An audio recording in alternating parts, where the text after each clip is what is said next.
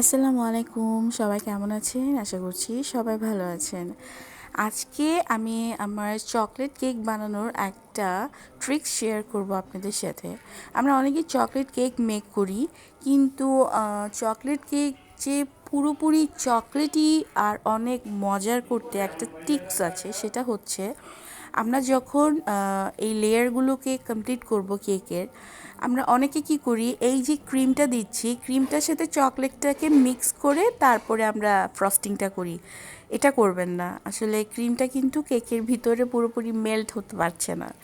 তো আমি কি করি, এই যে আমি প্রথমে কেকটা দিয়ে এর মধ্যে সুগার সিরাপ দিয়ে দিই। সুগার সিরাপ দেওয়ার পরে আমি মেল্টেড চকলেটটা এর মধ্যে স্প্রেড করে দিব।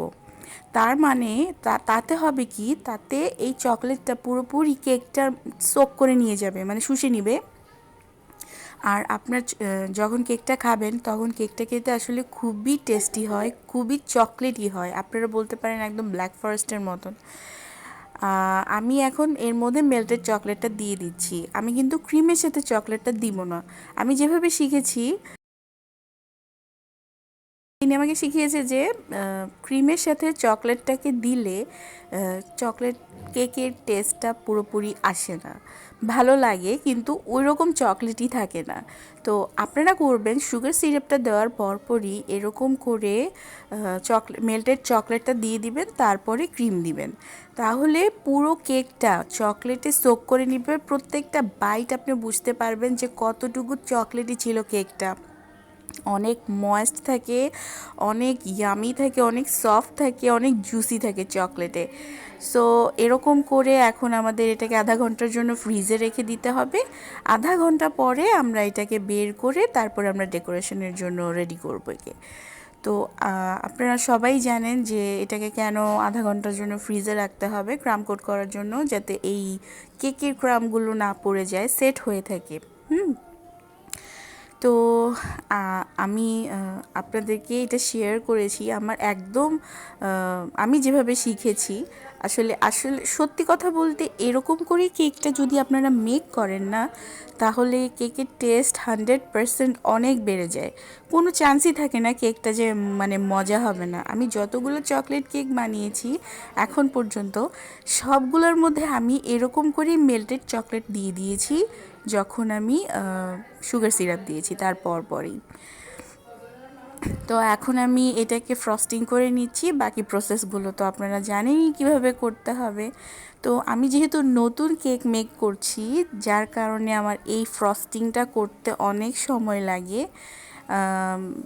ইনশাল্লাহ আস্তে আস্তে ঠিক হয়ে যাবে।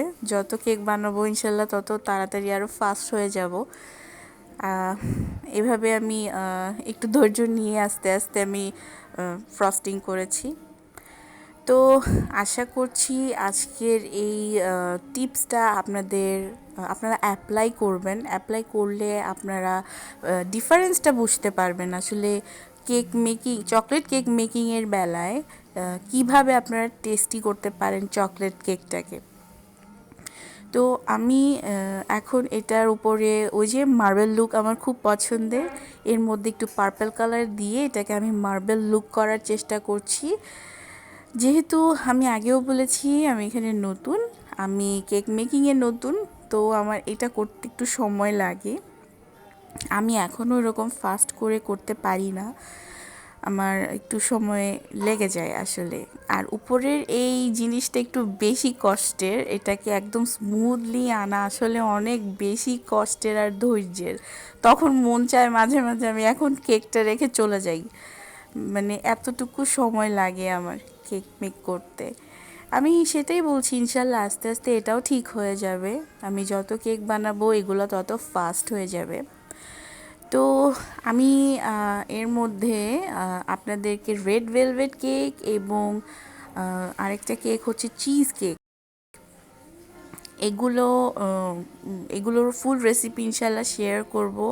আর আমার চকলেট কেক মেকিংয়ের রেসিপিও ইনশাল্লাহ সব শেয়ার করব। ব্যস্ততার কারণে আসলে ভিডিও দেওয়া হয়ে উঠছে না।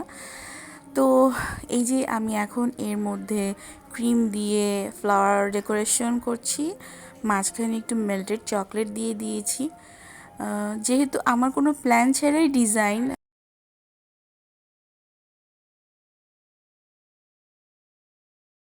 বাসায় খাওয়ার জন্য মূলত কেকগুলো তৈরি করা। সো ওরকম ডিজাইন আমি কোনো ডিজাইনই আমি আগে থেকে দেখে দেখে করিনি। এগুলো সব মূলত আমার ইনস্ট্যান্ট যা এসেছে, যে কালার ছিল সেই কালারগুলো দিয়েই তাড়াতাড়ি করে ডিজাইন করে দিয়েছি।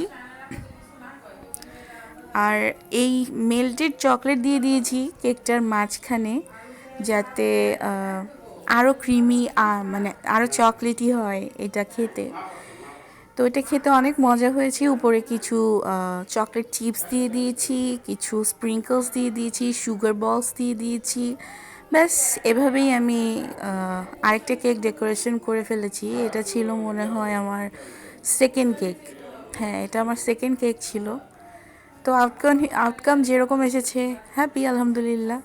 তো সবাই ভালো থাকবেন, সুস্থ থাকবেন। আর চ্যানেলটা, যদি ভিডিওটা ভালো লেগে থাকে চ্যানেলটা সাবস্ক্রাইব করবেন। ইনশাল্লাহ পরবর্তীতে আরও ভালো ভালো ভিডিও শেয়ার করব। আল্লাহ হাফেজ।